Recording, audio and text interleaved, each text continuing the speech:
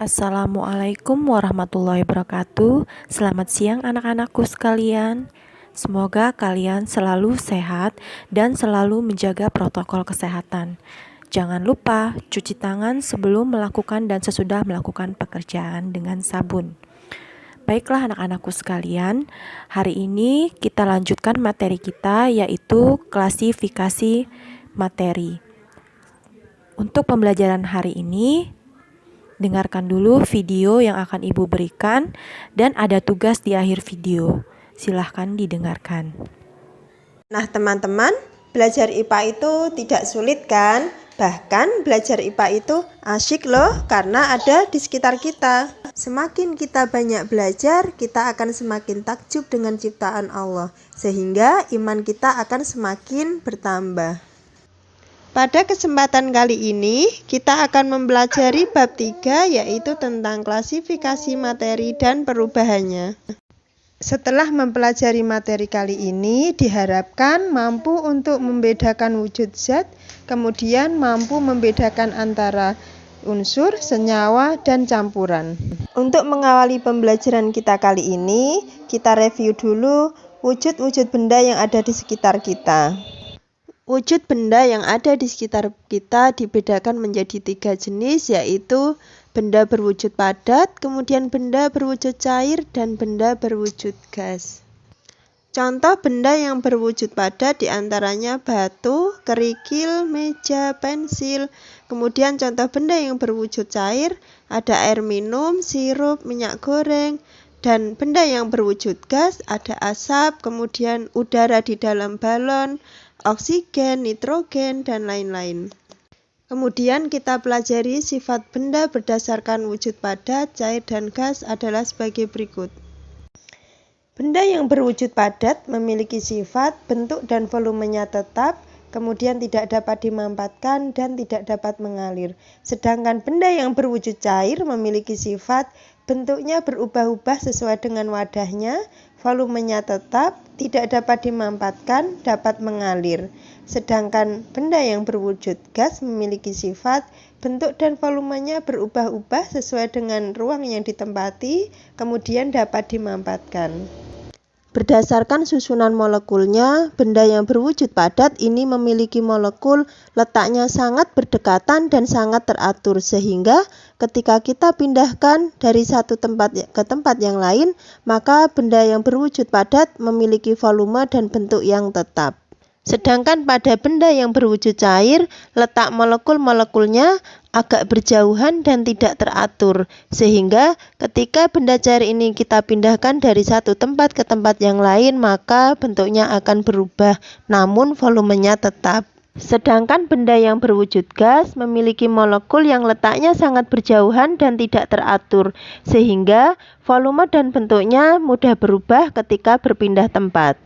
Nah, setelah mempelajari wujud-wujud zat, sekarang kita akan mempelajari tentang klasifikasi materi. Materi adalah sesuatu yang memiliki massa dan dapat menempati ruang. Kemudian, materi itu sendiri memiliki wujud padat, cair, dan gas. Nah, materi dapat diklasifikasikan menjadi zat tunggal dan campuran. Nah, teman-teman, sekarang perhatikan benda-benda yang ada di sekitar kalian. Ada pensil, buku, meja, kursi, pintu, jendela, dan sebagainya. Nah, semua benda yang ada di bumi atau yang ada di sekitar kita ini tersusun dari materi. Sekarang, berdasarkan komposisinya, materi yang ada di alam ini dapat kita klasifikasikan menjadi zat tunggal dan campuran. Zat tunggal yang ada di alam kita bagi menjadi unsur dan senyawa. Unsur merupakan zat tunggal yang tidak dapat dibagi lagi menjadi bagian yang lebih sederhana. Unsur bisa berupa benda yang berwujud padat ataupun berwujud gas. Contohnya, oksigen, nitrogen berwujud gas, sedangkan aluminium, ferum atau besi ini berwujud padat.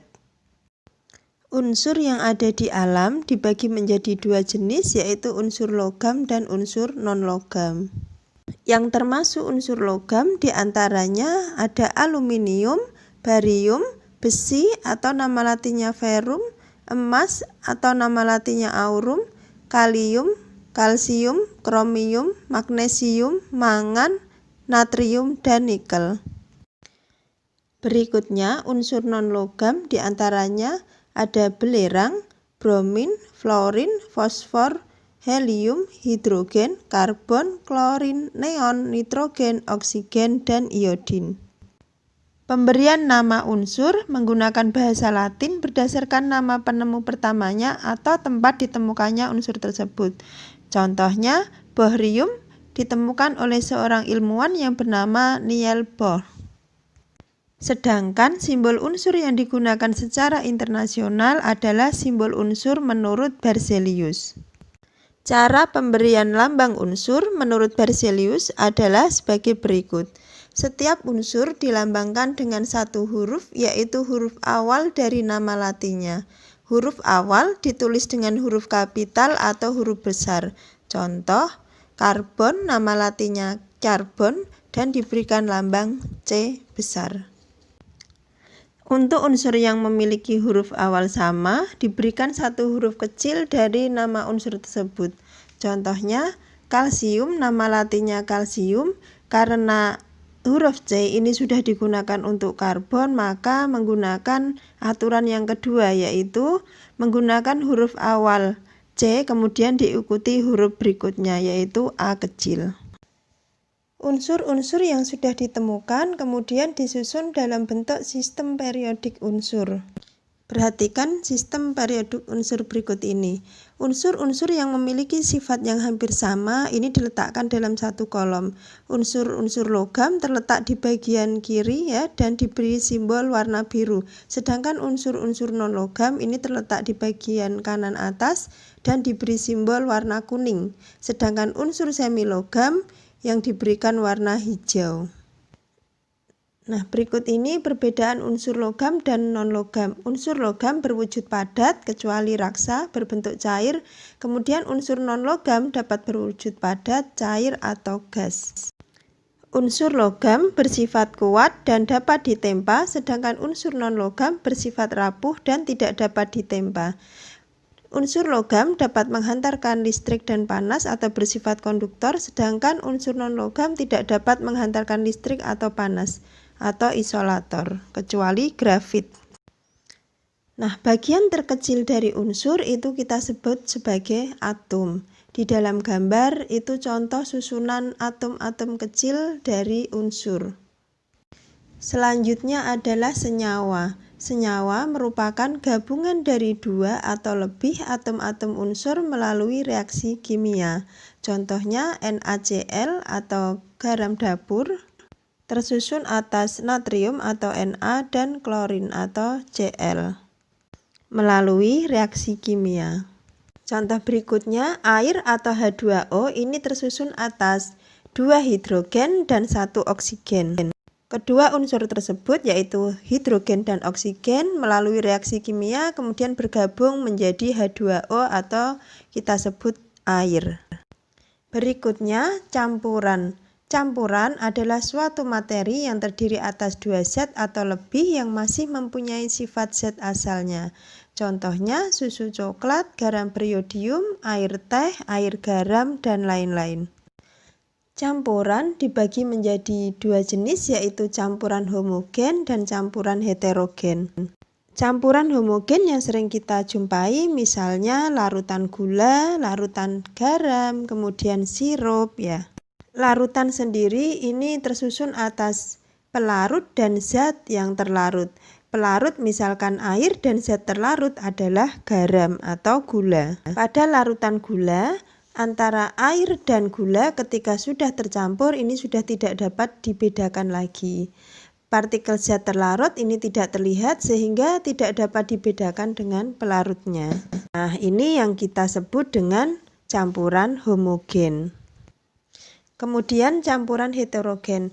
Pada campuran heterogen antara zat terlarut dan pelarut ini masih bisa kita bedakan. Misalkan campuran air dan minyak goreng. Pada campuran tersebut antara air dan minyak goreng ini masih bisa kita bedakan. Dengan demikian, campuran heterogen ini terjadi karena zat yang tidak dapat bercampur satu dengan lain secara sempurna. Nah, sekarang teman-teman bisa membedakan antara campuran homogen dan campuran heterogen. Larutan pasir juga merupakan campuran heterogen karena antara air dan pasir ini tidak dapat menyatu secara sempurna.